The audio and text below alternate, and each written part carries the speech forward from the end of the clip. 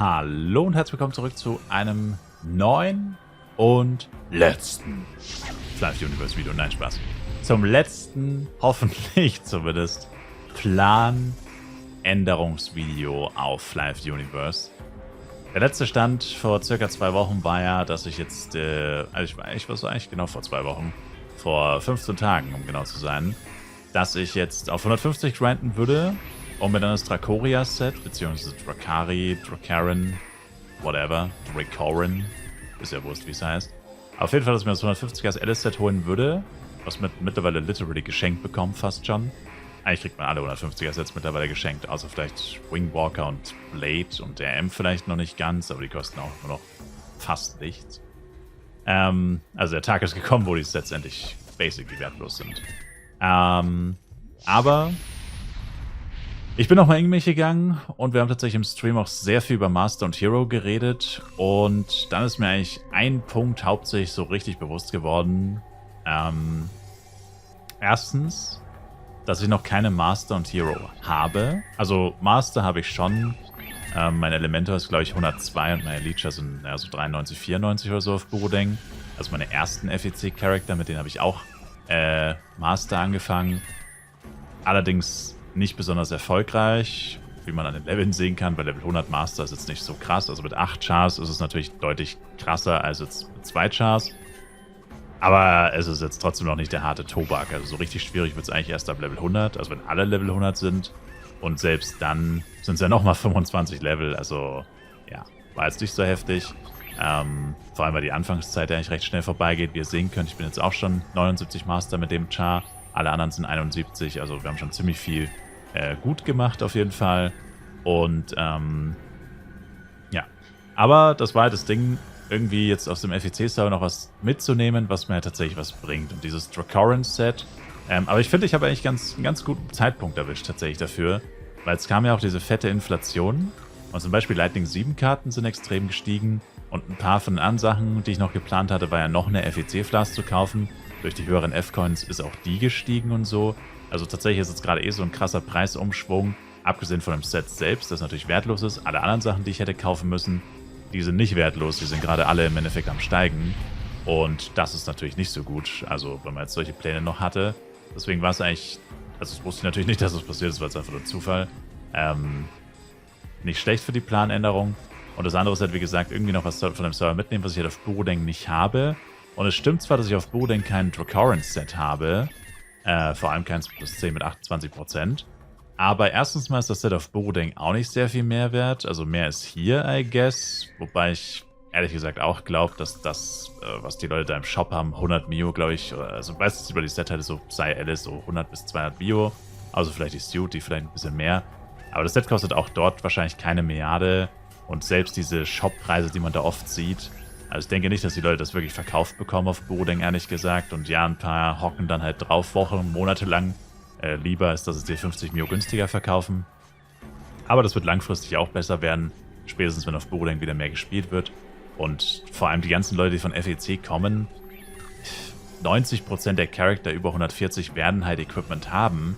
Das heißt, da wird halt literally keine Nachfrage entstehen auf Burudeng oder nur sehr wenig. Die meisten Leute, vor allem Set-technisch, werden ihr Zeug haben, werden aber alle dann direkt wahrscheinlich Wilds farmen gehen. Was sollen sie sonst machen im High-Level als PvE-Spieler? Und dann wird auch wieder so viel Zeug entstehen. Natürlich nicht ganz so krass viel wie auf FEC, weil man wieder die schlechtere Droprate natürlich hat. Aber auch da werden dann so viele Sachen im Verhältnis gedroppt, dass spätestens dann die Preise definitiv runtergehen müssen. Und spätestens dann kann man sich das Zeug ja auch holen. Und ich meine, gut, ganz ehrlich, für ein cleanes 150er Endgame-Equipment, selbst wenn ich 200, 300 Mio zahlen muss für das komplette Set, naja, dann ist es ja so, es sind trotzdem nur Peanuts. Auch wenn es jetzt hier natürlich günstiger wäre. Aber dafür habe ich es auf Burudeng dann wieder umgebunden, was ja eben so ein schon sehr starkes Argument ist, dass man das Zeug erstens immer hin und her tauschen kann zwischen den Charakteren, wie man lustig ist und man nicht immer einen Common Bank dafür braucht. Also mit dem Common Bank ist echt nervig, muss man sagen. Es hört sich nicht wie so ein großes Hindernis an und grundsätzlich ist es das auch nicht. Also Account gebunden ist nicht wie Sehen gebunden, keine Frage. Aber wenn ich jedes Mal einen Common Bank aktivieren muss, nur um zwischen 2 Charakteren ein bisschen hin und her zu tauschen, ist das trotzdem einfach nur beschissen. Ja? Ich meine, das macht man natürlich nicht oft dann. Also man probiert es natürlich auf ein Minimum zu reduzieren. Aber es reicht ja schon 2, 3 Mal und du verschwendest einfach Geld und das ist auch übelst der Eck. Da hier ist mal die Sachen, musst ja die Sachen dann auf die Bank tun, Charakter ausloggen, Charakter einloggen, von der Bank rausholen. Das dauert halt auch viel länger, als einfach hin und her traden und so. Also es ist einfach dämlich und ja, das alles würde man sich halt dadurch sparen. Und wie gesagt, aber der zweite und mindestens genauso wichtige oder wichtigere Punkt für mich ist eigentlich tatsächlich, also jetzt nicht das mit dem accountgebundenen Equipment, also eigentlich schon. Ich habe echt keinen Bock mehr darauf, muss ich sagen. Und das andere ist einfach, dass ich wie gesagt noch keine Hero habe, keine zweite Stat-Page und das habe ich jetzt auch schon auf dem Stream gesagt. Ich brauche die zweite Stat-Page auch nicht. Also ich wurde jetzt dann dauernd gefragt, warum ich das mit der zweiten Stat-Page sage, was ich vorhabe. Und dann sage ich immer, naja, ich brauche sie nicht. Jetzt nicht. Aber vielleicht brauche ich sie ja irgendwann in der Zukunft mal. Und wenn ich dann Chars habe, die sie zur Verfügung haben, also ihr müsst es euch so vorstellen. Wenn jetzt ein Update kommt, ich habe keine Ahnung, was für ein Update kommen könnte. Aber mal angenommen, es würde jetzt ein Update kommen, wo man davon profitiert, keine Ahnung, man hat sau viel AP. Oder man profitiert davon, dass man Full Decks geht für maximale Blockrate und Ausweichrate und so. Ist ja scheißegal. Jedenfalls es kommt irgendwie ein Update, wo sowas aus irgendeinem Grund relevant wäre. Und dann hast du einfach eine zweite Stat-Page, wo du sowas easy machen könntest oder kannst. Ohne dass du irgendwie Geld für Restats oder sonst was verschleudern musst. Oder ohne dass du den Charakter komplett verschandeln musst. Und ohne, dass du erst die 65 Level, vor allem auf Borodeng muss man ja dann wieder denken, wahrscheinlich. Ohne dass diese 65 Level, was auf Borodeng echt lange dauert, leveln zu müssen. Sondern du kannst einfach sagen, ich habe das schon gemacht. Oder ich habe zumindest einen Großteil davon gemacht. Mit einer Chance in whatever 110 plus oder zumindest 100 plus. Ich muss nur noch die letzten paar Level machen und dann habe ich diese Stat-Page oder im besten Fall, ich habe die Stat-Page bereits und bin ready. Ich kann jederzeit hier das nutzen, wenn ich es brauche, falls ich es brauche. Und das ist schon nicht schlecht, finde ich. Das ist eine gute Option zu haben. Und ja, ich meine, momentan fällt mir auch kein wirkliches Beispiel dafür ein, vor allem wenn man so viele Charakter hat wie ich, könnte man auch welche absichtlich extra verstatten für whatever, wie ich gerade schon gesagt habe, für was auch immer. Oder man könnte sich dann irgendwann mal ein AOE BP machen und ein whatever. Also Stat-Page technisch und so ein bisschen anpassen. Also die Möglichkeiten sind vielfältig und nahezu unendlich. Und ich finde, Master und Hero macht auf FEC definitiv Sinn, weil, wie schon gesagt, auf Borodeng brauche ich 2 bis 3 Mal so lange. Je nachdem, ob ich die F-Coin Flask habe oder nicht. Momentan habe ich sie noch für 15 Tage. Und das ist halt schon heftig. Also wenn ich jetzt hier sage, ich brauche auf Borodeng 3 Monate oder so, für alle 8 Chars auf 125, ist unrealistisch, ehrlich gesagt. Aber, also zumindest bei der Zeit, die ich momentan spiele. Aber theoretisch, wenn ich das sagen würde, und dann würde ich jetzt auf FEC sagen, ja, aber auf FEC brauche ich halt nur 1 Monat. Und das ist halt schon, wie gesagt, das ist ein krasser Unterschied. Das ist, ja, wie Tag und Nacht im Endeffekt. Und ich habe es letztes Mal leider nicht zu Ende gebracht. Ich habe da viel zu spät angefangen und mich auch nicht wirklich darauf fokussiert. Ich habe wirklich nur diese letzten 3, 4 Wochen habe ich mich aufs Master Grinden fokussiert. Bin halt dann gerade mal auf Level 90 oder so gekommen. Und die letzten paar Level habe ich dann alle noch auf Borodeng gemacht. Habe dann alle meine Amplis verschleudert und so. Und habe nicht wirklich viel erreicht. Und jetzt, Stand heute, haben wir noch 63 Tage. Also ich habe jetzt noch über 2 Monate. Zwar nur ganz knapp über 2 Monate, aber ich habe jetzt zumindest schon mal angefangen. Und habe jetzt noch 2 Monate. Und bin halt eigentlich schon zuversichtlich, dass in diesen 2 Monaten auf jeden Fall noch gut was vorangeht. Fertig werden, ja, bin ich mir relativ sicher, dass ich es nicht schaffen werde. Ist aber auch gar nicht wirklich mein Ziel, weil der Plan ist dann tatsächlich, ihr seht es auch an der Leveldifferenz gerade, die Leveldifferenz schon eher hoch zu halten zwischen den Chars, damit es ein bisschen schneller geht. Also wieder Party auf Schaden quasi möglichst, wenn es geht. Nur wenn es halt nicht geht, dann Party auf Level. Klassisches Prinzip einfach von der 8-Char-Taktik. Und dann halt auf Borodeng den ganzen Charakteren ihr Equipment zu geben und diese letzten paar Level bei allen einzeln mit Party auf Schaden zu leveln, weil das dann höchstwahrscheinlich sinnvoller ist. Und ich muss mal gucken, vielleicht könnte auch ein anderer Char, aber ich habe eigentlich auf Borodeng keine Chance mehr, die leveln. Naja, höchstens mein Knight, aber der hat kein gutes Equipment. Ja, ist egal. Auf jeden Fall ist das jetzt so der Plan. Also das heißt, die letzte Zeit vom FEC-Server komplett in diesem Master Grind stecken. Ich kann nicht versprechen, dass sich die Pläne nochmal ändern, aber ich bin mir eigentlich fast 1000% sicher, dass sie sich noch nicht nochmal ändern werden, weil, ja, wie gesagt, ich habe mir das eigentlich alles wirklich nochmal sehr durch den Kopf gehen lassen in den letzten 2 Wochen. Ich meine, es sind literally 2 Wochen gewesen. Jeden Tag über diese Themen eigentlich auch im Stream, wie gesagt, geredet mit anderen Leuten. auch über die Pläne von anderen Leuten geredet, was andere Leute jetzt noch so machen, planen, tun, whatever. Und ich denke einfach, dass das, wie gesagt, schon sinnvoll ist auf jeden Fall. Etwas ist, was ich irgendwann in der Zukunft definitiv gebrauchen kann. Etwas ist, was ich noch nicht habe. Weil ich meine, das Ding ist halt auch, was mich jetzt Leute gefragt haben, ja, warum nicht 160? Ja, aber das ist halt genau das Ding. Ich meine, was will ich jetzt mit, was wären das dann überhaupt? 23 Chars auf 160. Mal angenommen, ich kriege alle meine Borodeng-Charakter bis zur nächsten Levelerweiterung. Und davon gehe ich doch stark aus, ehrlich gesagt. Auf 160. Alle meine FEC-Charakter hier auf 160. Das wären 23 Chars. Ja, was will ich jetzt mit 23 Chars auf 160? Also Stand heute, meine ich quasi. Weil grundsätzlich ist es natürlich egal. Mein langfristiges Ziel ist, die ganzen Chars auf 160 zu kriegen, keine Frage. Aber irgendwann will man ja auch, wie gesagt, diese Master-Level mal machen. Und das, denke ich, wird mir zeitnah mehr bringen. Weil das 160 ist halt so eine Sache. Im nächsten Update ist ja eigentlich mehr oder weniger confirmed, dass keine Levelerweiterung kommt. Das Update, was jetzt eigentlich auch literally jeden Tag announced werden müsste. Weil wir ja schon fast Ende August haben. Und es wurde ja eigentlich für Anfang des zweiten Halbjahres angekündigt. Da wird höchstwahrscheinlich keine Levelerweiterung kommen. Bis zum nächsten großen Update sind es dann wahrscheinlich wieder einige Monate. Und man darf halt nie die Kraft der Tower Dailies vergessen. Also, man scherzt zwar immer so ein bisschen auch drüber, über die Tower F5 Dailies. Aber es ist wirklich heftig. Also ich meine, man muss es ja quasi addieren. Ne, nicht multiplizieren, aber addieren. Ich habe jetzt, also mal angenommen, ich hätte jetzt 24 Chars, 3x8 Chars. Alle auf Level 150 plus und die kriegen da alle jeden Tag ihre 1, irgendwas Prozente. Klar, pro Char ist das nicht viel, aber insgesamt gerechnet hast du einen Zeitaufwand von einer halben Stunde und du hast 24 Chars über 150, die alle über 1% bekommen.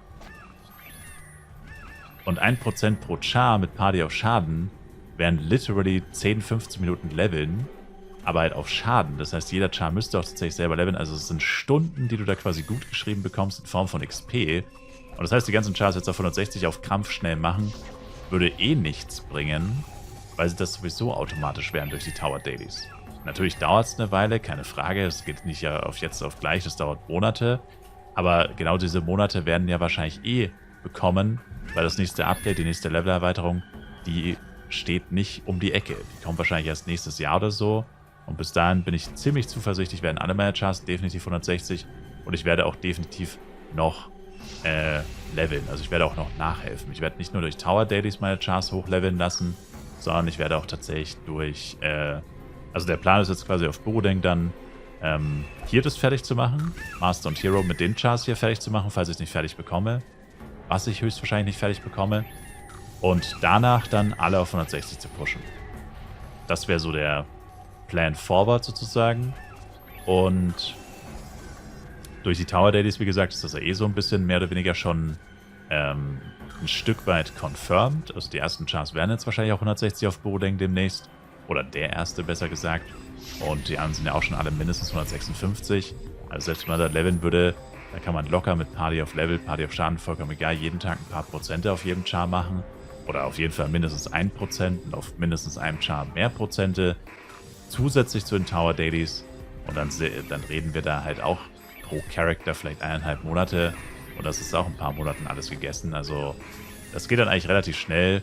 Und letztendlich, wenn dann wirklich die Levelerweiterung doch früher kommt als erwartet und die Chars sind dann halt nur 159, ja, wow, ist dann auch nicht so schlimm. Also ich meine, auf das eine Level kommt es dann auch nicht an, ganz ehrlich. Abgesehen davon besteht auch die Möglichkeit, dass eh noch bessere Tower Dailies kommen. Also auch das ist ja eine Möglichkeit. Das heißt, da wäre es auch ärgerlich, wenn du jetzt auf Krampf alle Chars auf 160 machen würdest. Also zu überstürzt sozusagen, statt dass du dich auf sowas wie Master und Hero stürzt. Könnte es ja auch sein, theoretisch, dass dann Tower F6 released wird, wo du dann wieder viel mehr XP bekommst, wo du dann, also ich korrigiert mich, wenn ich falsch liege, aber ich glaube, auf 159 kriegt man für die Tower Dailies gerade 1,17. Ja, das ist sehr wenig natürlich, keine Frage. Aber es ist halt auch das letzte Level für 160 natürlich. Und mal angenommen, jetzt kommt aber eine Tower F6 Stage, wo die höchste Quest für Level 106 und Schwachsinn für Level 142 ist, statt 132. Dann kriegt man für alle 4 Quests dann wahrscheinlich nicht mehr 1,17, sondern wahrscheinlich 2,5 oder vielleicht sogar 3,2 oder so. Weiß man auch nicht genau. Muss erstmal eine neue Tower Stage released werden und dann muss man erstmal gucken, ob die überhaupt noch so einfach ist, dass man sie so easy machen kann. Mit den ganzen Time Limits und so. Aber wenn das passieren sollte, auch dann beißt man sich ja so ein bisschen in den Arsch, weil du dann alle deine Chars auf 160, 99 hättest, theoretisch. Und dann kommt plötzlich eine Tower Stage, wo du literally innerhalb von 2-3 Wochen alle deine Chars in kürzester Zeit von 155 auf 159 gepusht hättest oder von 159 auf 160. Und du dir das ganze Leveln, was du nur deswegen dann gemacht hättest, um deine Chars eben auf 160 zu pushen, das hättest du dir quasi alles ersparen können, wäre automatisch durch die Tower Days gekommen und du hättest es gar nicht machen müssen. Das ist halt auch noch so ein Gedanke. Glaube ich jetzt zwar nicht so fest daran, dass im nächsten kleineren Update, in dem nächsten eine Tower Stage kommt, aber ich halte es nicht für vollkommen ausgeschlossen. Das sind aber alles nur so Beigründe. Also wie gesagt, der Hauptgrund ist das, was ich am Anfang gesagt habe. Ich habe keine Heroes, ich habe keine Masters, also keine fertigen Masters, keine fertigen Heroes. Kann die zweite Statpage bestimmt irgendwann gebrauchen und wenn ich sie, finde ich, irgendwie was super relevantes Content-technisches oder Update-technisches brauche, dann halt nur, um, wie gesagt, halt mit einem Charakter flexibel zu sein, AOE und 1v1 in einem Charakter. Und da muss man nicht immer das Equipment hin und her tauschen. Oder dann braucht man gar nicht diese vielen verschiedenen Charakter, sondern du hast eben 2 Builds in einem Charakter und so. Das hat alles nur Vorteile letztendlich, wenn man das hat. Wenn man es nicht braucht. Also haben ist immer besser als brauchen, sagt man ja. Und ja, so ist es letztendlich einfach. Und ja, das mit dem 150er Alice habe ich ja, wie gesagt, schon zur Genüge eigentlich dargestellt. Ich habe einfach keinen Bock mehr auf dieses accountgebundene Equipment. Viele von euch, ich habe es auch schon öfter gesagt im Stream, haut euch einen Charakter hoch mit richtig geilem Equipment, accountgebunden, nutzt es aus, dass es auf FEC alles so günstig ist, also zumindest die Sets, die Waffen leider nicht, aber Sets und Schmuck sind verhältnismäßig günstig und einfach zu bekommen. Nutzt es aus, macht einen Charakter, pumpt alles in einen Charakter, aber wirklich nur in einen Charakter, dann könnt ihr mit dem Charakter alles clearen, alles farmen, alles machen. Giants, Coral Giants, Wilds farmen, Dungeons farmen, leveln natürlich, gut leveln, whatever. Und dann habt ihr aber halt alles gebündelt auf einem Charakter und wenn dann irgendwann neues Equipment kommt, natürlich tut es immer weh. Selbst wenn man nur einen Charakter tut es trotzdem irgendwo weh, wenn ein besseres Equipment existiert. Aber ich meine, das kannst du nicht verhindern in Flive, ja? Dass irgendwann besseres Equipment kommt, das kannst du nicht verhindern. Auch bei ungebundenem Equipment tut es immer ein Stück weit weh. Natürlich ist es bei ungebundenem Equipment besser, dass man es natürlich verkaufen kann, keine Frage. Aber es tut immer weh, wenn besseres Equipment kommt als das, was man aktuell hat, weil irgendwo wird das immer so ein Stück weit entwertet oder es fühlt sich zumindest so an, als würde das, was man sich erarbeitet hat oder erspielt hat, irgendwo entwertet werden durch dieses neue Equipment. Das ist ganz normal, das ist bei MMORPGs oder vor allem bei Flive ist das einfach so.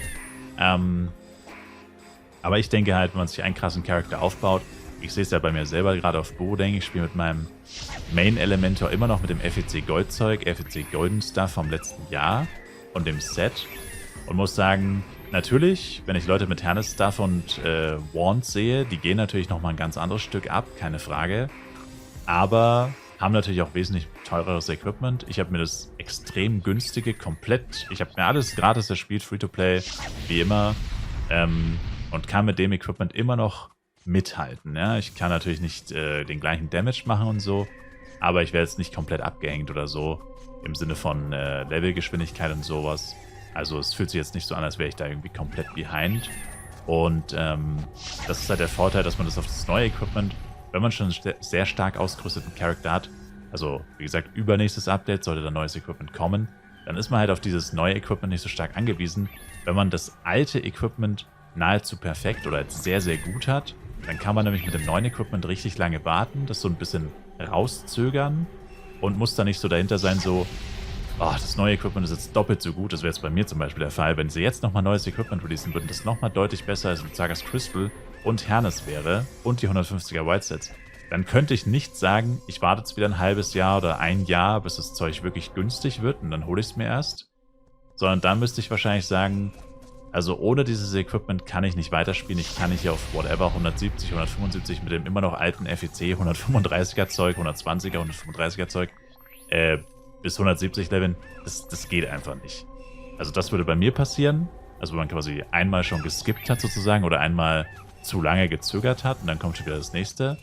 Aber wenn man jetzt wenn man jetzt das Aktuellste hat und dann kommt nur eine Erweiterung mit neuem Zeug, dann hat man dieses Problem eigentlich nicht. Also dann kann es eigentlich nicht sein, dass das neue Equipment so heftig viel besser ist, dass man direkt das Gefühl hat, man muss sich jetzt diese erste Loot Sagas oder In dem Fall wäre es dann wahrscheinlich Royal oder so oder Ancient.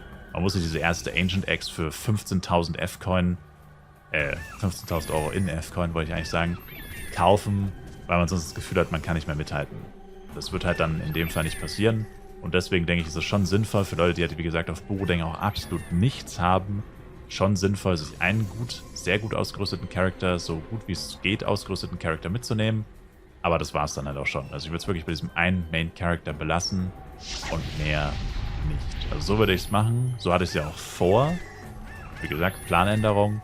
Aber ja, so würde ich es euch definitiv empfehlen. Nicht so wie ich machen. Ich habe alle meine Charakter ausgerüstet. Die haben jetzt alle accountgebundenes Trash-Equipment, das absolut wertlos ist. Ich kann es nie wieder verkaufen. Kann es nicht mal hin und her traden, wie ich lustig bin. Und das ist echt ätzend. Genau.